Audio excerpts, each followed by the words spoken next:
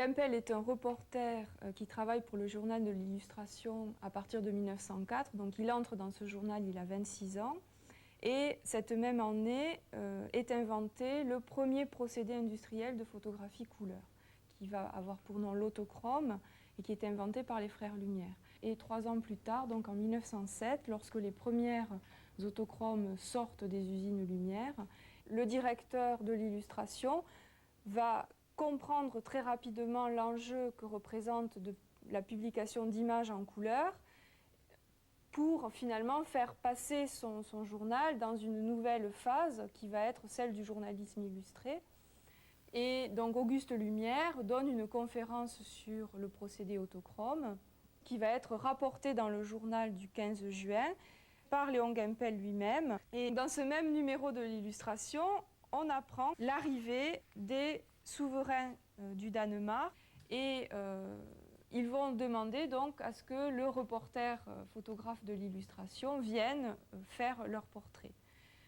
Donc le secrétaire d'ambassade envoie un pneumatique à Gempel qui, le 17 juin à 10h, arrive donc au ministère des Affaires étrangères. Et donc il raconte en fait dans son manuscrit comment il demande aux souverains de se mettre à l'extérieur de manière à avoir le maximum de lumière à sa disposition.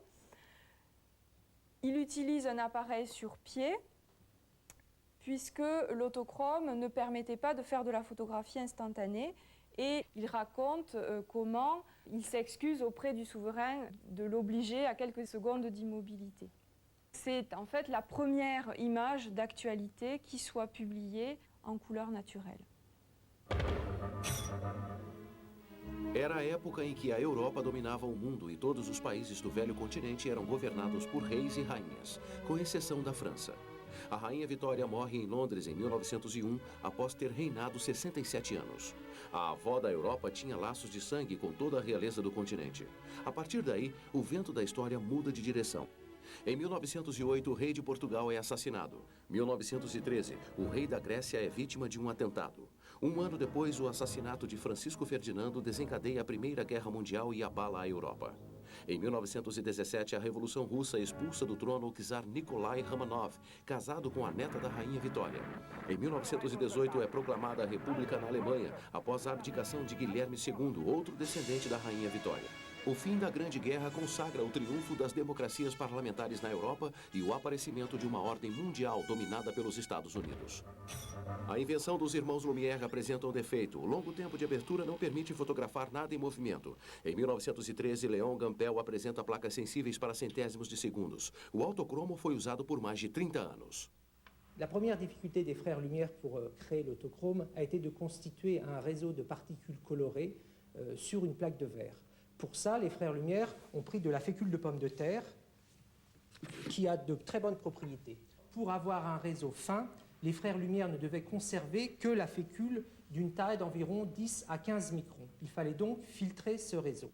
Ensuite, ces différentes fécules de petite taille étaient teintées en 3 lots différents, du bleu, du vert et du rouge.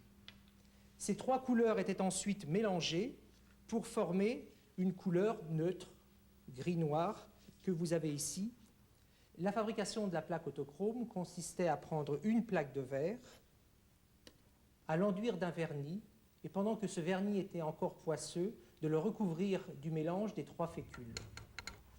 Au microscope, on peut voir que la plaque est constituée d'une juxtaposition de grains de fécule. Entre les fécules, pour combler les interstices, on introduisait du noir de carbone. Enfin, après cette opération, on couchait sur la plaque une émulsion photosensible en noir et blanc, et après séchage, la plaque était prête à l'emploi. Michel de Cresse é sobrinho neto de Frederico VIII, o rei fotografado no autocromo. A publicação da primeira foto em cores foi um acontecimento na Europa.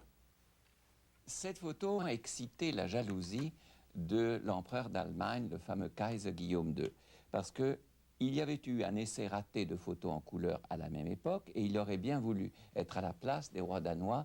Les royautés européennes ont été, je ne dirais pas les innovateurs, mais les meilleurs agents de propagande de la photo depuis son invention. tous les rois européens, les reines, avaient leur Kodak, leur appareil de photo, et passaient leur temps à se photographier les uns les autres. Et surtout, c'est très important la photo en couleur pour le métier de roi. Parce que, comme on est avant, il fallait se faire portraiturer. Parce que c'est ça, on ne faisait pas qu'un portrait, on en faisait 12, 15, 20, qu'on envoyait à toute sa parenté, un portrait à l'huile. Bon, là, vous avez la photo en couleur, plus besoin de se faire portraiturer, vous pouvez l'envoyer partout.